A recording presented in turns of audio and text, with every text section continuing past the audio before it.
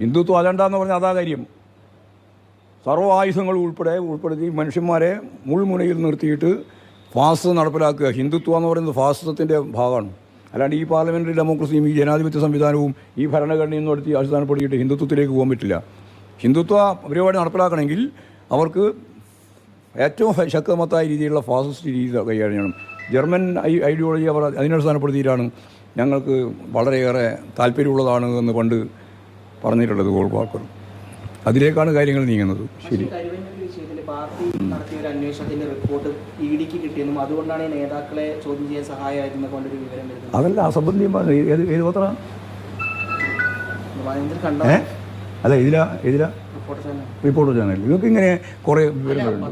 പിന്നെ വെറുതെ ഇല്ലാതെ വിവരങ്ങൾ പറഞ്ഞുകൊണ്ടിരിക്കുക. ഞങ്ങൾ റിപ്പോർട്ട് ഞങ്ങൾ പരിശോധിച്ചിട്ടുണ്ട്, ആവശ്യമായ നിലപാട് സ്വീകരിച്ചിട്ടുണ്ട്. അതിൻ്റെ അപ്പുറത്ത് ഒന്നും തന്നെ ഇല്ല. ചോർന്നിട്ടൊന്നുമില്ല. എങ്ങനെ ചോർന്നു പോകാൻ നമ്മുടെ പാർട്ടിയില്ലേ? പാർട്ടിക്ക്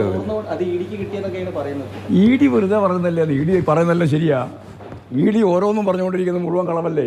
ഓരോ ദിവസവും ഇപ്പോൾ വാർത്ത വന്നുകൊണ്ടിരിക്കുന്നത് എന്താ? ഇ ഡി പിടിച്ചുകൊണ്ട് പോയിട്ട് ജയിലിൽ വെക്കുക. 6 മാസം കഴിയുക, 7 മാസം കഴിയുക. എന്നിട്ട് ഇ ഡിയോട് സുപ്രീം കോടതി ചോദിക്കുക, അല്ലെങ്കിൽ കോടതി ചോദിക്കുക, ബന്ധപ്പെട്ട കോടതി ചോദിക്കുക, എന്തെങ്കിലും തെളിവുണ്ടോ? തെളിവൊന്നുമില്ല. പണം കിട്ടിയിട്ടുണ്ടോ? ഇല്ല. എന്നാൽ വിട്ടോന്ന് പറഞ്ഞു. വിട്ടില്ലേ? ഇന്നും വിട്ടില്ല. അതൊന്നും വാർത്തയില്ല നിങ്ങൾക്ക് അല്ലേ? അപ്പോൾ ഇ ഡിയിൽ ഇങ്ങ് വിശ്വസിച്ച് കുത്തിയിരിക്കുന്ന കുറേ ആൾ ഞങ്ങൾക്ക് ലെവലേശം ഗുണ്ട പിരിവ് നടത്താൻ നേതൃത്വപരമായി പങ്കുവഹിക്കുന്ന ഏറ്റവും പ്രധാനപ്പെട്ട സംവിധാനമാണ് ഇ ഡി.